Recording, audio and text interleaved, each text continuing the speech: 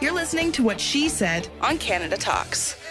You're listening to What She Said. I'm Sharon Caddy with Kate Wheeler, and we are turning our attention now to the outside. We have great weather coming up finally, and we're turning our attention to creating a room outside. Joining us in studio now, Sue Pitchforth, international decorator and stager. Now, we say an outdoor room, and I've seen beautiful pictures, and there's stunning furniture and everything else. Mm-hmm. But to make a nice living space using your back space, does it have to cost an arm and a leg?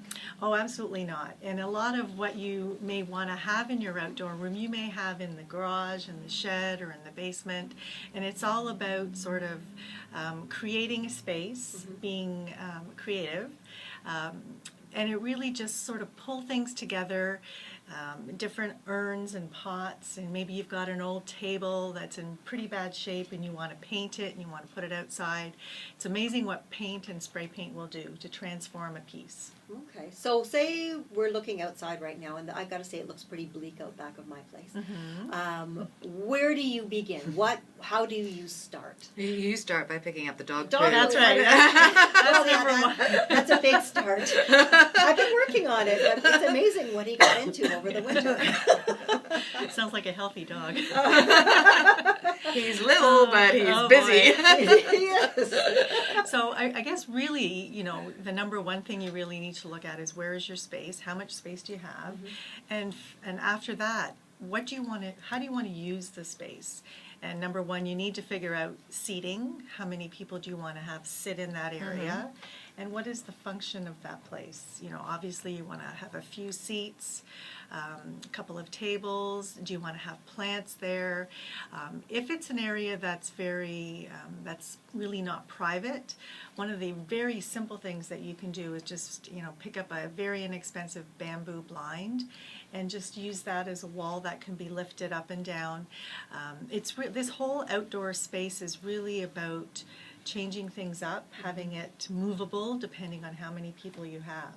So really seating, what type of seating, and honestly when I go and I decorate people's homes, I go through the entire house, the garage, the shed, the backyard, and everything that I need to create their space, and the listeners, everything you guys need to create your space, you have. And it's always those extra little touches that you may want to go shopping for.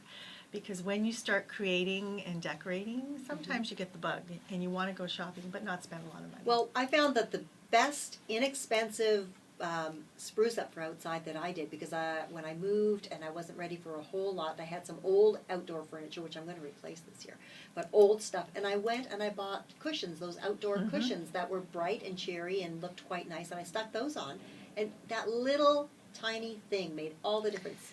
Huge difference, and you know, that's a very inexpensive way and a very great visual way to really Colorful. update it, colorful, and gives you lots of energy. But I always forget to take them in, and it rains, Yeah. and then it's like I know. I'm not the only one. Because No. I always feel like I really should be more Martha Stewart in my outdoor life, and then all of a sudden, you know, you go to sit on it, it's like, oh no, Squishy. yeah.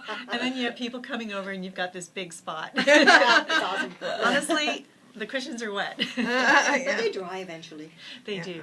And one of the other things with patio furniture or pieces of furniture, so you could have chairs or tables, perhaps that are wood, metal, even plastic, spray paint. Very, very inexpensive. You can pick up a can of spray paint in a great metallic color or a great color for under $5, and that can transform any piece. And if you're looking to do that, make sure that the spray paint that you buy actually will adhere to whatever the product is.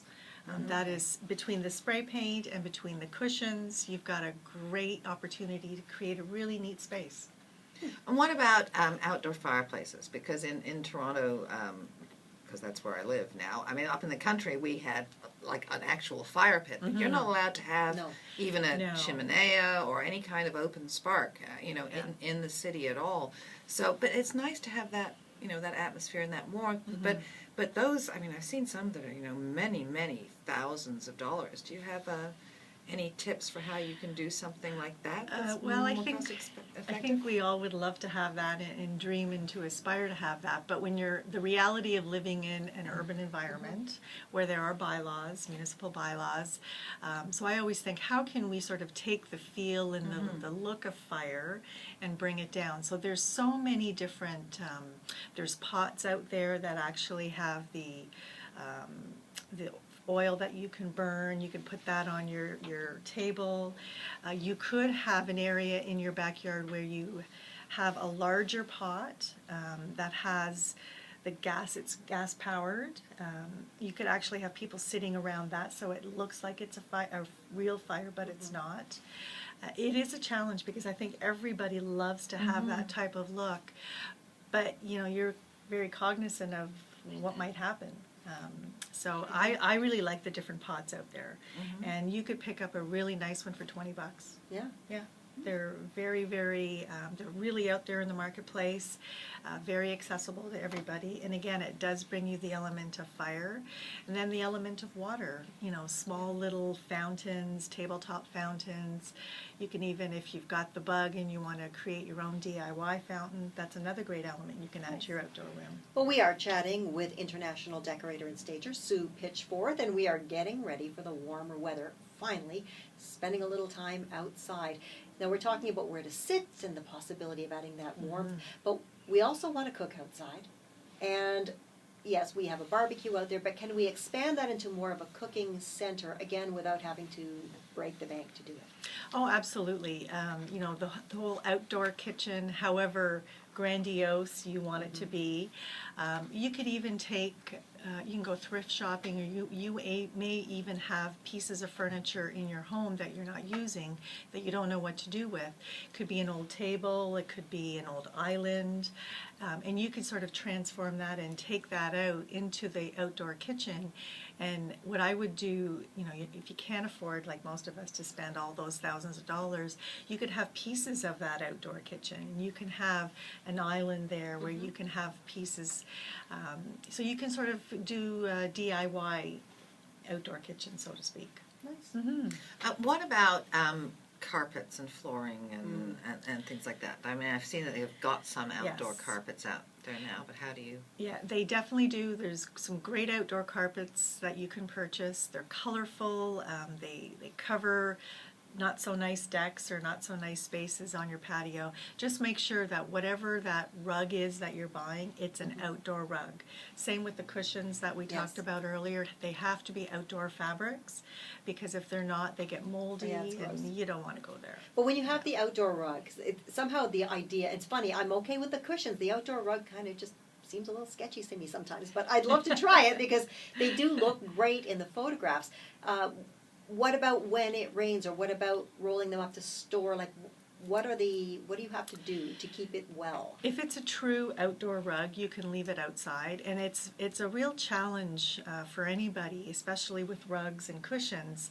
And as you said earlier, I'm Kate, challenged. if it starts raining, you could be in the house, oh my God, I've got to run and get my cushions and my rug. So it's really, the cushions are much easier, because with the rug you have to take everything, you have to remove everything off of it. I leave my rug all spring and summer. Okay. Yeah. And then just make sure it's dry, roll it up in the fall and put it away. Yes, and it depends on, what type of weather we had. I usually give it a good clean, and usually I can get a good couple of seasons out of it. And the prices have really come down now. You can get a really great rug for $30 to $50. That's not bad. Doesn't cost a lot of money. Nice. So tell us some of the stories. Like, what have you really surprised somebody by pulling stuff out of their garage or their shed? Absolutely. So tell us a good one. It's funny. It's always interesting to have someone come into your home, and in this case, create an outdoor space. When you live there, you look at your things in a certain way, and most of us are like, I've had this for so many years. Then I come along with different eyes, and I see so many other different things, so much more potential in what people have. And sometimes it's something that's really old and different and unique, an old urn that perhaps doesn't look great. Well, you can spray paint it and make it look awesome. Old metal chairs or old metal bistro set that was handed down from generation to generation. Those, again, with spray paint, very, very, just updates very instantly. And it's really about pulling different things together. Even I've had wooden crates, mix and match chairs. It's really how you pull things together and really sort of creating your space that reflects who you are, just as you try and do in your home. One of my most favorite stories was very small area where we had an outdoor room that we created, and they had two fences on the other side because it was in a townhouse. So the homeowner really didn't know what to do, felt very claustrophobic that the walls were right there. And as I did my tour of the house and the basement especially, I noticed she had a really old, battered mirror. So what we did was, and this is one of my most favorite things to do, we actually took the mirror and hung it on the fence. Oh.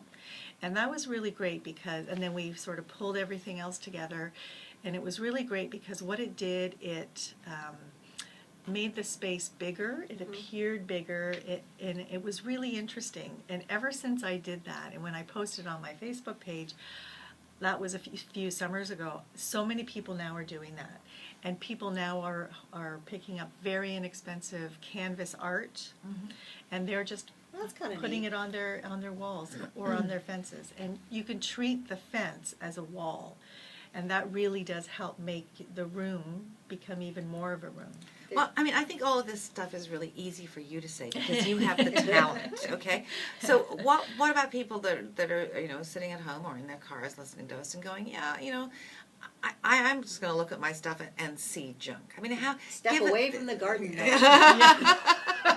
how just like roughly, I mean, and do you and people like you that you come in and do you charge by an hour? Is there a flat rate for going through stuff? I mean, if you're going through somebody's, believe me, you came to my house, it'd take you like 3 hours to climb into my that garage, sounds so good. let alone go through it. I charge by the hour, and really for me or any of my services that I offer, decor, staging, renovation, personal shopping, whatever, I can go in and it's just an innate thing, this talent that I have of going in and just pulling out different pieces. Doesn't matter what I'm doing, and especially for the outdoor rooms, it's really taking something that people would never ever think to have outside. I did that. I was just Did thinking, you? I did that when we were down, when Alex was in the Shaw Festival yes. down Niagara-on-the-Lake.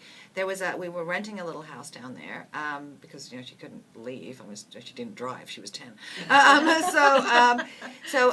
it was a very sort of a rundown house where good actors live. Yes. But it had a covered balcony at the back. So I took a single bed outside, and I got one of those IKEA, mosquito nets. Yes. And made a day bed because she loves to read, and she was working at night. So then she would actually sort of fall asleep out there. But it was a lovely place to spend sort of an afternoon. And I got an old set of sheets that were brightly colored florals, yellow and white, and it made a really little outdoor. And I found the kids and my mom curled up there reading in the afternoons. A little lot retreat. of times, little retreat, yeah, and they could fall asleep. So that's really fascinating because you created that and basically had the inspiration of pieces that you had. So just think of before you did that and after, how that space was used and how many people enjoyed that space. Lots of napping. Yeah, that's great. And lots of wine drinking, perhaps. Thus the napping. Thus the napping. Yeah, that might be it. But yeah, I do love. I do miss having that fire pit. I really do. I love having that. I mean, I guess you can have. I don't even know if you're allowed to have the gas open flames. Was one now. I think everything has to be sealed behind glass in the city. Life in the country was just so much easier. Those were the days. Less restrictions. Less restrictions. Well, Sue Pitchfork, thank you very much for coming in and telling us all about this and all ideas. And I think you've inspired us all to hit the garage this weekend, after the Easter egg hunt, of course. Oh, yes. Oh, yes. There is more to the backyard than the garden, no.